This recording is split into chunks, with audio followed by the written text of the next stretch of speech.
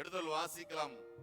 ஆதியாகமத்தின் புஸ்தகம் 50வது அதிகாரம் 21வது வசனத்தை வாசிக்க கேட்போம். ஆதியாகமத்தின் புஸ்தகம் 50வது அதிகாரம் 21வது வசனம். ஆதலால் பயப்படாதிருங்கள், நான் உங்களையும் உங்கள் குழந்தைகளையும் பராமரிப்பேன் என்று அவர்களுக்கு ஆறுதல் சொல்லி அவளுடைய பட்சமாய் பேசினான். அல்லேலூயா. 2026 செகண்ட் ஹாஃப்குள்ள வந்திருக்கிறோம். ஃபர்ஸ்ட் ஹாஃப் முடிஞ்சிச்சு, செகண்ட் ஹாஃப்குள்ள வந்திருக்கிறோம். 6 மாதம் கர்த்தருடைய கிருபையினால் நிறைவு செய்திருக்கிறோம். 7வது மாதம் முதல் நாளிலே கூட வந்திருக்கிறோம். இந்த 7வது மாதத்தின் முதல் நாளிலே கூட வந்திருக்கிற நம்மை பார்த்து கர்த்தருடைய வார்த்தை விதமாக வருகிறது. ஆதலால் பயப்படாதிருங்கள், நான் உங்களையும் உங்கள் குழந்தைகளையும் பராமரிப்பேன் என்று சொல்லி. இந்த சம்பவம் நடைபெறுகின்ற நாட்கள் பார்க்கின்ற போது யோசேப்பின் நாட்களில் நடைபெறுகின்ற சம்பவங்கள். யோசேப்பின் வாழ்க்கை ஒரு தரம் உயர்த்தப்பட்ட ஒரு வாழ்க்கையாக, ராஜாவுக்கு அடுத்த ஸ்தானத்தில் நின்று எல்லாரையும் விசாரித்துக் கொண்டிருக்கின்ற காலகட்டத்தில், அதே காலத்திலே யோசேப்பை சிறுமைப்படுத்திய சகோதரர்கள் இப்பொழுது யோசேப்பை நம்பி வந்திருக்கிறார்கள். இவர்களுடைய இவ்வளவு நாட்களும் இந்த சகோதரர்களோடு கூட யோசேப்பின் தந்தையாகிய இந்த சகோதரின் தந்தையாகிய யாக்கோபு கூட இருந்தார். யாக்கோபு மரிக்கின்ற வரைக்கும் யோசேப்பின் சகோதரர்களுக்கு ஒரு நம்பிக்கை இருந்தது. என்னதான் தனது சகோதரனாகிய யோசேப்பு போஷித்தாலும் பராமரித்தாலும், நம்ம அந்த காலத்துல யோசேப்புக்கு நிறைய கஷ்டத்தை கொடுத்திருக்கிறோமே, என் தம்பியை நான் குழியில போட்டு தள்ளிட்டோமே நாங்கெல்லாம் சேர்ந்து, அநேக நேரத்துல மனசால அவரை காயப்படுத்தி இருக்கிறோமே, வஸ்திரத்தெல்லாம் கழட்டிட்டு அடிமையா என் தம்பியை நாங்க வித்து போட்டுறோமே, இதெல்லாம் மனசுல வச்சுக்கிட்டு நமக்கு ஏதாவது தீங்கு செஞ்சிருவாரோ என் தம்பி என்ற உணர்வு அப்பாவாகிய யாக்கோபு இருக்கிற வரைக்கும் இவங்களுக்கு வரல. நம்ம வாழ்க்கையில கூட நம்ம பெற்றெடுத்த பிள்ளைகள் தான். ஆனா அவங்களுக்குள்ள சில நேரங்களில் சண்டை சச்சரவு வருகின்ற போது ஓடி வருவாங்க குழந்தைங்க. இது அப்பா கிட்ட சொல்றேன், இது அம்மா கிட்ட போய் சொல்றேன்னு சொல்லிட்டு நிறைய கம்ப்ளைண்ட்லாம் வரும். அப்பா அம்மா வேலையை அவங்களை என்ன பண்ண வைக்கிற வேலை தான். சண்டை போடாதீங்க, சமாதானப்படுத்துற வேலை தான் அப்பா அம்மாவுடைய வேலையா இருக்கும். அதே போல யாக்கோபு இங்கு இருக்கிற வரைக்கும் யோசேப்பின் சகோதரர்களுக்கு இந்த வருத்தம் இல்லை. இப்ப யாக்கோபு மரித்து விடுகின்றார். இப்ப அவங்களுக்கு என்ன வந்துடுச்சுங்க? பயம் வந்துடுச்சு. நம்ம கொடுத்த டார்ச்சருக்கு, நாம அவனுக்கு கொடுத்த கஷ்டத்துக்கு, நாம இதுவரைக்கும் யோசேப்பை நடத்தின விதத்துக்கு மனசுல கருவா வச்சுக்கிட்டு நம்மளையும் நம்ம பிள்ளைகளையும் யோசேப்பு ஒருவேளை பழி வாங்கிடுவாரோ, ஏதாவது பண்ணிடுவாரோ என்ற அச்சத்தில் இருந்த பொழுது யோசேப்பின் மூலமாய் சகோதரர்களுக்கு அறிவிக்கப்பட்ட வார்த்தை தான் நாம் வாசிக்க வேத பகுதி. பயப்படாதிருங்கள், நான் உங்களையும் உங்கள் குழந்தைகளையும் பராமரிப்பேன் என்று சொல்லி. அல்லேலூயா, அல்லேலூயா. யோசேப்பு இன்று இல்லை, ஆனால் யோசேப்பிலும் பெரியவர் ஒருவர் இங்கு இருக்கிறார். அல்லேலூயா. யோசேப்பின் தேவன் இங்கு காலை வேளையில கடந்து வந்திருக்கிறார். கடந்த காலத்தில் ஏற்பட்ட போராட்டங்கள், இழப்புகள், எதிர்பாராத விபத்துகள், நஷ்டங்கள், ஒருவேளை ஆண்டவரிடத்தில் அநேக நன்மைகள் பெறாமல் ஒருவேளை நீங்கள் வந்திருக்கலாம். இந்த கால வேளையிலே ஆண்டவரை நம்பி வந்திருக்கிற நீங்களும் நானும் ஆண்டவரை நீங்கள் நம்புவீர்கள் என்று சொன்னால், உங்களை பார்த்து, உங்கள் முகத்தை பார்த்து கர்த்தர் பேசுகின்றார், பயப்படாதிருங்கள். அல்லேலூயா. ஏன் என்று சொன்னால், உங்களை குறித்தும் உங்கள் பிள்ளைகளை குறித்தும் உங்கள் வருங்காலங்களை குறித்தும் நீங்க பயந்து போய் வந்திருக்கிறீங்க. பயப்படாதீங்க, திகைக்க வேண்டாம், வருத்தப்பட வேண்டாம். காரணம், உங்களையும் உங்க குழந்தைகளையும் நான் என்ன பண்ணுவேன், பராமரிப்பேன் என்று கர்த்தர் சொல்லுகிறார். அல்லேலூயா. ஆமா. அப்போ உங்கள் தேவைகளை சந்திக்கின்ற ஒரு ஆண்டவர் நமக்கு இருக்கிறார். உங்களை பராமரிப்பதற்கு ஒருவர் இருக்கிறார். அது மாத்திரமல்ல, உங்கள் பிள்ளைகளுடைய தேவையும் சந்திப்பதற்கு அவர் நல்லவராக இருக்கிறார். அல்லேலூயா. உங்கள் பிள்ளைகளையும் பராமரிப்பதற்கு தேவன் நல்லவராக இருக்கிறார். இந்த காலகட்டத்துல நிறைய வீட்டுல எல்லாம் பாத்தீங்கன்னா அப்பா அம்மா 2 பேருமே வேலைக்கு போயிடுறாங்க. 2 பிள்ளைங்க, அப்பாவும் வேலைக்கு போயிடுறாரு, அம்மாவும் வேலைக்கு போயிடுறாங்க. நேரத்தோட வீட்டுக்கு வருவது கிடையாது. பிள்ளைகள் எல்லாம் பள்ளிக்கு சென்று விட்டு 5 மணி 5:30 வீட்டுக்கு வந்துடுறாங்க குழந்தைங்க. வந்துட்ட பிற்பாடு அந்த குழந்தைங்க என்ன பண்ணுது, எப்படி இருக்குதுன்ற ஒரு அச்சத்தோடு இன்னைக்கு நிறைய பெற்றோர்கள் வாழ்ந்து கொண்டு இருக்கிறார்கள். பெண் பிள்ளைகள், குறிப்பாக 8ஆம் வகுப்பு 9ஆம் வகுப்பு படிக்கின்ற பெண் பிள்ளைகளுக்கு பாதுகாப்பு இல்லை. காலம் கெட்டு போயிருக்கின்றது. அப்பா அம்மா தான் வேலைக்கு போயிடுறாங்க. 5ஆம் வகுப்பு வரைக்கும் அழகா படிக்கிற குழந்தைங்க உயர்நிலை பள்ளிக்கு சென்று படிக்கின்றார்கள். ஆனா பள்ளி படிப்பு முடிச்சுட்டு வந்துட்ட பிற்பாடு அந்த அவர்களை பராமரிப்பதற்கான சூழ்நிலை அந்த பிள்ளைகள் பெற்றோர்களுக்கு இல்லை. எனக்கு தெரிந்த நிறைய பிள்ளைகள் இன்றைக்கு வழிமாறி 8ஆம் வகுப்பு படிக்கும் போதே 9ஆம் வகுப்பு படிக்கும் போதே பிள்ளைகள் வழிமாறி சென்று கொண்டிருக்கிறார்கள். அவரிடத்தில் பெற்றோர்கள் கேட்டவர்கள் சொல்கின்ற ஒரே ஒரு வார்த்தை, என் வாழ்க்கை நான் பாத்துக்கிறேன்.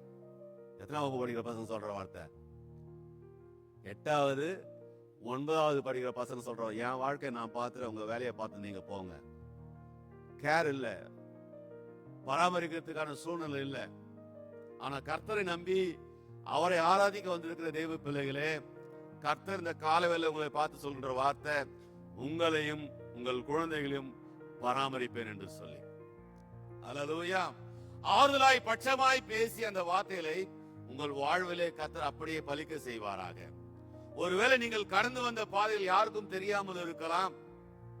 உதவியற்ற நிலையில் நீங்கள் இருக்கலாம். நீங்கள் படுகின்ற வேதனைகள், நீங்கள் படுகின்ற பாடுகளை என் தேவன் நன்றாக அறிந்திருக்கிறார். இன்று ஒருவேளை பலவிதமான உதவிகள் எனக்கு கிடைத்தால் நலமாக இருக்கும் என்று சொல்லி பெருமூச்சோடு கூட ஒருவேளை நீங்கள் ஆலயத்துக்கு வந்திருக்கலாம். உங்களை பார்த்து கர்த்தர் சொல்கின்ற வார்த்தை, நான் உங்களை பராமரிப்பேன் என்று சொல்லி. அல்லேலூயா. உங்கள் எதிர்பார்ப்பை நான் நிச்சயமா பூர்த்தி செய்வேன். உங்கள் நோக்கத்தை நிச்சயமா நான் நிறைவேற்றி முடிப்பேன். உங்களுடைய பிரச்சனை என்ன என்று என் ஆண்டவருக்கு நன்றாகவே தெரியும். உங்கள் பாதிப்புகள் என்ன என்பதை என் ஆண்டவருக்கு நன்றாகவே தெரியும். உங்கள் ஏக்கம் என்ன என்பதை என் ஆண்டவருக்கு நன்றாகவே தெரியும். உங்கள் ஏக்கங்கள் எல்லாம் என் தேவாதி தேவன் அறிந்து வைத்திருக்கிறார், விசுவாசிக்கிறவங்க. அல்லேலூயா. அப்போ இந்த கால வேளையில எல்லாவற்றையும் தேவ சமூகத்தில் ஒப்பு கொடு. ஆண்டவரே, நீங்க தான்ப்பா எனக்கு பிள்ளைங்களை கொடுத்தீங்க, நீங்க தான் குடும்பத்தை கொடுத்திருக்கிறீங்க, நீங்க தான் வருமானத்தை கொடுத்திருக்கிறீங்க, நீங்க தான் எங்களை என்ன பண்ணோம், பாதுகாத்துக்கொள்ளுங்க. ஏன்னா இந்த கலியுகம் என்று சொல்கின்ற காலத்துல அப்பா இருக்கு, அம்மா இருக்கு, அழகா குழந்தைங்க அப்படியே நல்ல பிள்ளைங்களா ஆக்ட் பண்றாங்க குழந்தைங்க. ஆனா வீட்டை விட்டு அப்படி தாண்டிட்ட பிற்பாடு அவங்களுடைய கேரக்டர் மாறி விடுகின்றது. துரோகங்கள், ஏமாற்றுகள், தகப்பனுக்கும் தாய்க்கு தெரியாத செய்தி அநேக காரியங்களை பிள்ளைகள் செய்து கொண்டிருக்கிறார்கள். அதிர்ச்சிகரமான காரியங்கள் எல்லாம் பிள்ளைகள் செய்து கொண்டிருக்கிறார்கள். ஆனா பார்க்கிறதுக்கு அப்படியே பதுமை போல, பார்ப்பதற்கு ஒன்றும் அறியாத பிள்ளைகள் போல நம்முடைய திருச்சல் நிறைய பிள்ளைகள் இருக்கிறாங்க. பார்ப்பதற்கு ஒன்றும் தெரியாத பிள்ளைகள் போல, ஆனால் பண்ணுகின்ற காரியங்கள் எல்லாம் அநியாயம் அட்டூழியம் நிறைந்த காரியங்களாய் காணப்பட்டு கொண்டிருக்கின்றது. ஐயா, எனக்கு சில தேவைகள் இருக்குது, ஐயா எனக்கு சில எதிர்பார்ப்புகள் இருக்குது, எனக்கு சில நோக்கங்கள் இருக்கின்றது, அது எப்படியாவது நிறைவேறுமா என்று ஒருவேளை ஏக்கத்தோடு நீங்கள் காலவேளை வந்திருக்கலாம். விசுவாசித்தால் இந்த வார்த்தை உங்களுக்கு நேராக வருகின்ற வார்த்தை. அல்லேலூயா. யாராவது ஒரு மருத்துவர் கிட்ட போயிட்டு, டாக்டர் டாக்டர் நான் ரொம்ப நல்லா இருக்கிறேன், நான் நல்லா சாப்பிடுறேன், நான் நல்லா தூங்குறேன்னு சொன்னா டாக்டர் கேட்பார், அதுக்கு ஏன்பா என்கிட்ட வந்திருக்கிறேன்னு கேட்பார். அல்லேலூயா. அதுக்கே என்கிட்ட வந்திருக்கிற. அதே ஒரு டாக்டர் கிட்ட போயிட்டு, எனக்கு மூச்சு வரதெல்லாம் ரொம்ப கஷ்டமா இருக்குது டாக்டர், அல்லதுனா எனக்கு சாப்பிட்டாலுமே நெஞ்செல்லாம் சுருக்கு சுருன்னு குத்துற மாதிரி இருக்குது டாக்டர், எனக்கு சரியான பார்வை தெரியல டாக்டர் அப்படின்னு சொன்னா டாக்டர் சொன்னார், வாங்க வாங்க, அதுக்குதான் நாங்க இருக்கிறோம், உங்களை நல்லா பராமரிச்சு கரிசனையோட வைத்தியம் பார்க்கறதுக்கு நிறைய மருத்துவர்கள் இருக்கிறாங்க இல்லையா? அப்படிப்பட்ட ஆட்களை தான் எங்களுக்கு வேணும்னு சொல்லி டாக்டருங்க கூப்பிடுவாங்க. அப்போ இந்த இரண்டாம் செகண்ட் இன்னிங்ஸை துவங்க இருக்கின்ற நன்மையான தேவ பிள்ளைகளே, ஒருவேளை பலவிதமான கேள்விகளோடு கூட 6 மாசம் முடிஞ்சிச்சு, இன்னும் வாசல் திறப்பான்னு சொன்னாரு, வாசல் திறந்த மாதிரியே இல்லையே, ஒரு நன்மையான காரியம் குடும்பத்தில் இது வரைக்கும் நடக்கலையே, இருக்க இருக்க மோசமா தான் நிலைமை போயிட்டு இருக்குது, 6 மாசம் போயிடுச்சு, இன்னும் 6 மாசம் இருக்குது, இந்த வருஷத்துக்குள்ள செஞ்சு முடிச்சிருவாரா என்று பலவிதமான தேவைகளோடு கூட, பலவிதமான கேள்விகளோடு கூட, பலவிதமான மனக்குழப்பத்தோடு கூட, பலவிதமான எதிர்பார்ப்போடு நீங்கள் வந்திருப்பீர்கள் என்று சொன்னால், எனக்கு ஆண்டவர் நன்மைகள் நடக்குமா, எனக்கு கிடைக்குமா, நான் செய்கின்ற காரியங்களை கர்த்தர் வாய்க்க பண்ணுவார் என்று வந்திருப்பேன்னு சொன்னால், கர்த்தருடைய வார்த்தை பயப்படாதிருங்க, நான் உங்களையும் உங்கள் குழந்தைகளையும் பராமரிப்பேன் என்று சொல்லி எத்தனை பேர் விசுவாசிக்கிறீங்க? அல்லேலூயா. யோசேப்பு இங்கு தானாக சொல்லவில்லை, யோசேப்பு தேவ தயவினால் சொல்லுகின்றார். யோசேப்பிலும் பெரியவர் இன்று நம்மோடு கூட ஜீவித்துக் கொண்டிருக்கிறபடினாலே, மகனே மகளே, உங்களை குறித்து நீங்க பயப்படாதீங்க, உங்க பிள்ளைகளை குறித்து பயப்படாதீங்க. பிள்ளைகள் நல்லா தோலுக்கு மேல வாழ்ந்துட்டாங்க, பிள்ளைகளுக்கு நான் நிறைய கடமைகள் செய்ய வேண்டும், என் கையில ஒண்ணுமே இல்லை, வெறுமையான பாத்திரமா இருந்து கொண்டு இருக்கிறேன், நான் என்ன பண்ணணும் ஏதா பண்ணணும் தெரியல என்று சொல்லி அங்கலாய்ப்பில் இருப்பேன் சொன்னால், உங்களுடன் பட்சமாய் பேசுகின்ற ஆண்டவர், உங்களை பராமரிக்கின்ற ஆண்டவர், உங்கள் தேவையெல்லாம் அற்புதமாய் சந்திப்பதற்கு என் தேவன் நல்லவராக இருக்கிறார். அல்லேலூயா, அல்லேலூயா. ஐயா, நான் ரொம்ப பலவீனத்தோடு இருக்கிறேன், மன சோர்ந்து போயிருக்கிறேன் ஐயா, நான் நிறைய காரியங்களை குறித்து நினைச்சாலுமே எனக்கு இரவுல தூக்கம் வர மாட்டேங்குது, எப்படி இந்த காரியத்தை நான் முடிப்பேன், என் குழந்தைகளை நினைச்சா எனக்கு மிகவும் ரொம்ப கஷ்டமா இருக்குது, இந்த பொல்லாத உலகத்துல, அதுவும் இந்த பொல்லாத ஊர்ல எப்படி வசிக்கிறதுன்னு எனக்கு தெரியல, வெளியே ஒரு நாள் போயிட்டு சாயந்தரம் வரத்துக்குள்ள நிலையில்லாத உலகமா இந்த உலகம் காணப்பட்டு கொண்டிருக்குது ஐயா, நம்பிக்கை இல்லாத உலகத்துல நான் வாழ்ந்து கொண்டிருக்கிறேன் சொல்லி, எனக்கு அன்பான தேவ பிள்ளைகளே, இந்த மாதத்துல தேவனுடைய கிருபையை நீங்கள் அளவில்லாமல் பெற்றுக்கொள்ள போகிறீங்க. அல்லேலூயா. இந்த மாதம் உங்களுக்கு கிருபையை பெற்றுக்கொள்கின்ற மாதமாக அமைய போகிறது. தேவையெல்லாம் சந்தித்து மீதி எடுக்கப்படுகின்ற மாதமா இந்த மாதம் அமைய போகிறது விசுவாசிக்கிறவங்க. ஏனென்று சொன்னால், ஆண்டவருடைய பராமரிக்கின்ற கரம் உங்களோடு கூட கலந்து வர போகிறது. அல்லேலூயா. அதற்கான தீர்வு இந்த மாதத்துல நீங்கள் எடுக்கின்ற ஒவ்வொரு முயற்சியிலும் நிறைவான பலன் உண்டாகின்ற மாதமாக பராமரிக்கின்ற ஆண்டவர் ஒருவர் எனக்கு இருக்கின்றார், எனக்காக பட்சமாய் பேசுகின்ற ஆண்டவர் ஒருவர் இருக்கின்றார், அவருடைய காருண்யம் என்னை மூடும், அவர் தயவுனால் என்னை நடத்துவார், அந்த கருணாமூர்த்தியின் கீழே நான் அடங்கி இருக்கிறேன் என்று சொல்லி விசுவாசிகள் என்று சொன்னால், முழு மனதோடு நீங்கள் அவர் ஏற்றுக்கொள் என்று சொன்னால், முழு மனதோடு நான் அதை எல்லாம் பெற்றுக்கொள் என்று நம்பிக்கோடு நீங்கள் சொல்லுவீர்கள் என்று சொன்னால், நிச்சயமா சொல்றேன், மற்ற மனிதர்கள் போல நீங்க டென்ஷன் ஆக மாட்டீங்க, டிப்ரெஷன்ல இருக்க மாட்டீங்க. படபடப்பு, மன அழுத்தம், மனசோர்வு, கோபம், எரிச்சல் இதெல்லாம் வரதுக்கு காரணம் ஏன் மனைவி பார்த்து எரிஞ்சு விடுறோம், ஏன் படபடப்பு, ஏன் டென்ஷன், இல்லாதப்பட்ட குறைதான். இதெல்லாம் நிவர்த்தி செய்ய வேண்டும் என்று சொன்னார். இதுக்கெல்லாம் நீங்க கொஞ்சம் கூட என்ன பண்ண மாட்டீங்க, இடம் கொடுக்கவே மாட்டீங்க, கோபத்துக்கும் தாபத்துக்கும் எரிச்சலுக்கும். ஏன் என்று சொன்னால், நீங்களும் நானும் கைவிடப்பட்ட மக்கள் அல்ல, பராமரிக்கிற கர்த்தரோடு கூட இருக்கிறார். அல்லேலூயா. அதுதான் ஆண்டவர் சொல்லி இருக்கிற வசனத்தை, நான் உங்களை திக்கற்றவர்களாக விடேன் என்று சொல்லி. ஒருவேளை மாம்ச பிரகாரமாக தகப்பன் தாய் நம்மோடு கூட இல்லை என்று சொன்னாலும், உனக்காக ஒருவர் இருக்கிறார், என் பரம தகப்பன். அல்லேலூயா. ஒவ்வொரு நாளும் உனக்கு துணையாக இருக்கின்றார். ஒரு தகப்பன் இருந்தால் என்ன ஆலோசனை கொடுப்பாரோ அதற்காட்டிலும் மேலான ஆலோசனை கொடுப்பதற்கு என் தேவன் நல்லவராக இருக்கிறார். அல்லேலூயா. உங்களை ஒரு நாள் அவர் விட்டு விடவே மாட்டார் விசுவாசிக்கிறவங்க. யோவான் 14 உங்கள் இருதயம் கலங்காதிருப்பதாக. ஏன் என்று சொன்னால், இவர் போறாரு, எல்லாரும் கலங்கி போய் இருக்கிறாங்க, ஏன்பா நான் உங்களெல்லாம் அனாதையா விட்டுட்டு போக மாட்டேன்பா, சொல்றார் கர்த்தர். இந்த காலவெளியில வந்திருக்கிற நீங்களும் நானும் ஒருவேளை கைவிடப்பட்ட சூழலில் வந்திருக்கலாம். நீங்கள் கைவிடப்பட்டவர்கள் அல்ல. விசுவாசிக்க வேண்டும், எனக்கு என்று ஒரு தகப்பன் உண்டு என்று சொல்லி. ஹல்லேலூயா. என்னை அவர் ஒரு நாளும் தனிமையாக விடவே மாட்டார். சொல்றோம் இல்ல சில நேரத்துல, எங்க அப்பா இருந்து என்ன பிரயோஜனம், எங்க அம்மா இருந்து என்ன பிரயோஜனம், நான் மலை போல நம்பி இருக்கிற மாமா தாய் மாமா இருந்து என்ன பிரயோஜனம், எங்க பெரியப்பா இருந்து என்ன பிரயோஜனம், எங்க சித்தப்பா இருந்து என்ன பிரயோஜனம் என்று சொல்லி உங்களை பார்த்து நான் ஒன்னே ஒன்று மட்டும் தான் சொல்லிக்குவேன். மனுஷன் மேல உங்க கண்ணு போச்சுறானா பாட்டு பாடின மாதிரிதான், அம்போதா உன் அபிஷேகம். அல்லேலூயா, அல்லேலூயா. எந்த மனுஷனும் நாசியில் சுவாசமுள்ள எந்த மனுஷனும் என்ன பண்ணாத நீங்க, அது யாரா இருந்தாலும் சரிங்க, அது யாரா இருந்தாலும் சரி, மலை போல நம்பி இருந்தேன், வாய்ப்பே கிடையாது. கர்த்தர் பேரில் நம்பிக்கை இருப்பதே நலம். எத்தனை பேர் விசுவாசிக்கிறீங்க? அல்லேலூயா. அதுக்காக மாமா பெரியப்பா சித்தப்பா அப்பா அம்மா வெறுத்துறாதீங்க. அந்த உறவா நமக்கு வேணும். ஆனா அவர்களை காட்டிலும் மேலான உறவு ஒன்று உண்டு. அது நீங்களும் நானும் ஆராதிக்கிற பரம தகப்பனா இருக்கிறார்.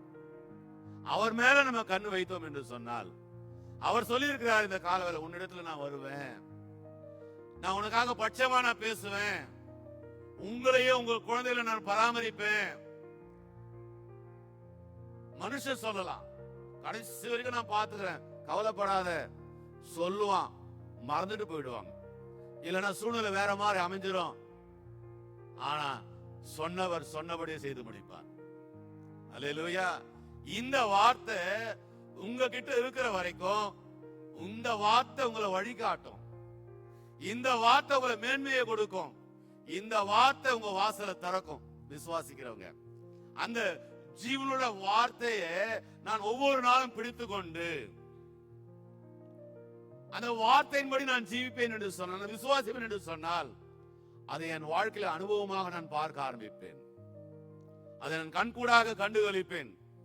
அதை நான் பெற்றுக்கொள்வனாக நான் மாறுவேன். யோவான் 4வது அதிகாரத்துல சமாரிய பெண்ணோடு கூட ஆண்டவராகிய இயேசு கிறிஸ்து பேசிக் கொண்டிருக்கிறாரு. அந்த பெண்ணு கிட்ட போயிட்டு இந்த ஐயா தண்ணி கேட்கிறாரு, இயேசுநாதர் தண்ணி கேட்கிறாரு.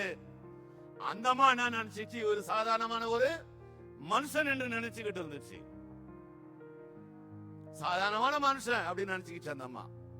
நாம கூட 6வது நேரத்துல சில நேரத்துல என்ன பண்றோம், பாட்டு பாடணும், அப்படியே இப்படி வேடிக்கை பார்த்துன்னு இப்படி பார்த்துன்னு இப்படி குனிஞ்சிக்கணும் இப்படி பாடின்னு ஆண்டவர் ஆராதிக்கிறோமே, உயிருள்ள தேவனை ஆராதிக்கிறோமே, அவரை நான் கனப்படுத்துற அந்த உணர்வு இல்லாதபடிக்கு ஏதோ ஆராதனை ஆராதனை ஆராதனை அப்படின்னு சொல்லி இவரால என்ன செஞ்சிட முடியும் என்று சொல்லி.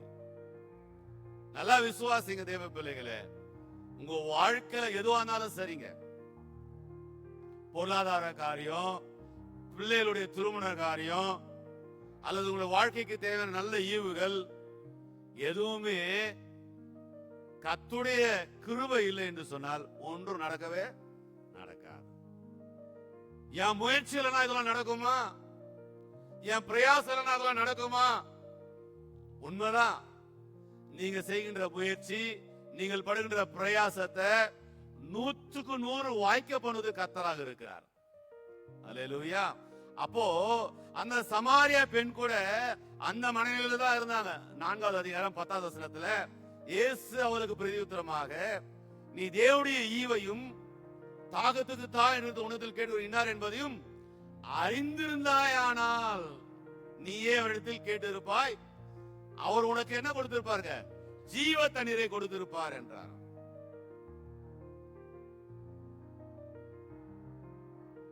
நிறைய நேரத்துல ஜெபம் பண்றோம்ல, சர்ச்சுக்கு வரோம், ஜெபிக்கிறோம், எல்லாம் செய்யறோம், அரைக்குறை விசுவாசத்தோட ஜெபம் பண்ணி பார்க்கலாம், கிடைச்சா கிடைக்கட்டும், கிடைக்கவே கிடைக்காது, வாய்ப்பே கிடையாது. நான் ஜெபம் பண்றேன், கர்த்தரின் ஜெபத்தை 100க்கு 100 கேட்பார். விசுவாசிகள் கர்த்தர் வாய்க்க பண்ணுவார். ஆமென் சொல்றவங்க அல்லேலூயா. ஆனா சமாரிய பெண் இன்னும் அவரை அறியவில்லை. பக்கத்துல தான் இயேசுநாதர் இருக்கிறாருங்க. சமாரியா பின்னாடி முன்னாடி தான் இயேசுநாதர் நின்று கொண்டு இருக்கிறார். உங்களை முகமுகமாய் பார்க்கின்ற ஆண்டவராக இருக்கின்றார். இந்த வார்த்தையெல்லாம் நீங்கள் கேட்க வேண்டும் என்று சொல்லி உங்கள் மேல் பட்சமா இருக்கின்ற ஆண்டவர் இந்த காலவெளியில் உங்கள் முன்பாக நின்று பேசிக் கொண்டிருக்கின்றார். நாம தான் அதை என்ன பண்றது இல்ல, உணர்வது இல்ல. அந்த சமாரிய பெண்ணு மாதிரியே தான். இன்னும் நீ அறியாது இருந்தால், நீ அவர் யாருன்னு அறிந்திருப்பாய் என்று சொன்னால்,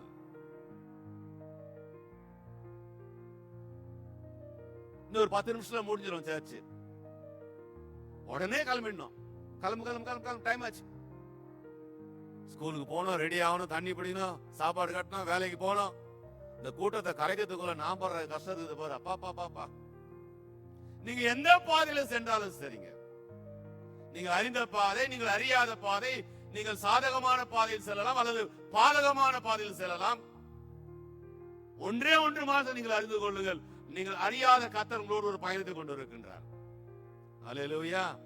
அதனால தான் அவர் என் கூட வராருன்னு தெரியாமதுனால தான் நிறைய நேரத்துல நான் புலம்பிக் கொண்டே இருக்கிறேன்.